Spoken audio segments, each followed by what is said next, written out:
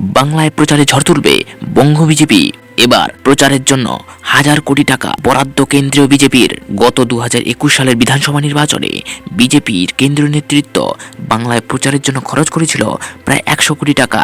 সেখানেই এবার 2026-এর বিধানসভা নির্বাচনের জন্য কেন্দ্রীয় বিজেপি প্রায় 1000 কোটি টাকা খরচ করবে বলে জানা যাচ্ছে।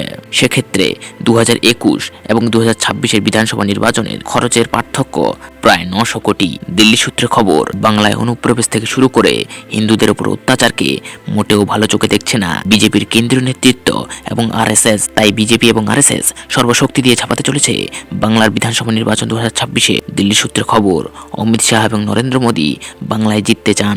বাংলাকে টার্গেট করেই 1 মাস আগে থেকেই বাংলায় বাড়ি ভাড়া করে থাকতে পারেন অমিত শাহ। সূত্রের খবর, এখান থেকেই তিনি সব সামলাবেন। বিজেপির অন্যতম প্রাণভোমরা হলো আরএসএস, তাই জেলায় জেলায় আরএসএস এর সংগঠন বাড়ানোতেও জোর দিচ্ছে কেন্দ্রীয় বিজেপি।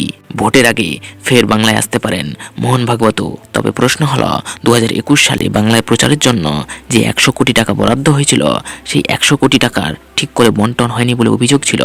এবার কি কেন্দ্রীয় নেতৃত্ব যে 1000 কোটি টাকা বাংলায় প্রচারের জন্য বরাদ্দ করবে, সেটা ঠিকঠাকভাবে বন্টন হবে? 2021 সালের বিধানসভা নির্বাচনের আগে বহু তৃণমূল নেতা বিজেপিতে ঢুকে পড়ে এবং তারা নিশ্চিতভাবে তৃণমূলের সাথে সেটিং করে বিজেপির প্রার্থী হয়ে বিজেপিকে হারিয়ে দেয়। এটাই ছিল 2021-এ তৃণমূলের মাস্টার স্ট্রোক।